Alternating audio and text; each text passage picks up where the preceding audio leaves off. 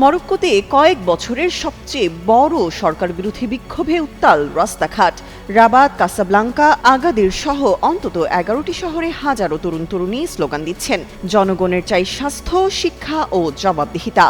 বিক্ষোভের সূত্রপাত সামাজিক যোগাযোগ মাধ্যমে, নেতৃত্বে নেই কোনো দল বা ইউনিয়ন। তারা নিজেদের সংগঠন জেনজি 212 নাম দিয়ে আন্দোলন ছড়িয়ে দিয়েছে টিকটক, ফেসবুক, ইনস্টাগ্রাম ও ডিসকর্ডে। শুরু থেকেই পুলিশের সঙ্গে সংঘর্ষ, শতাধিক গ্রেফতার, সেই সাথে অভিযোগ উঠেছে নির্যাতনেরও। বিশেষ করে রাজধানীর রাবাতেই অন্তত 60 জন আটক হয়েছেন। কাসাব্লাঙ্কায় মহাসড়ক অবরোধ করে শিক্ষার্থীরা মুখোমুখি হয়েছেন পুলিশের। এই ক্ষোভের জন্ম এক সরকারি হাসপাতালে একসঙ্গে 8 জন গর্ভবতী নারীর মৃত্যুর ঘটনায়। আন্দোলনকারীরা বলছেন সরকারের জনসেবার মান ভয়াবহ। এদিকে পরিস্থিতি নিয়ন্ত্রণে সরকারের তরফে সংলাপের প্রস্তাব এসেছে। স্বাস্থ্য, শিক্ষা ও সামাজিক সেবায় সংস্কারের আশ্বাসও দেওয়া হয়েছে। তবে রাজনৈতিক বিশ্লেষকরা একে আরব বসন্তের ধাঁচে বিকেন্দ্রীভূত আন্দোলন বলে মনে করছেন।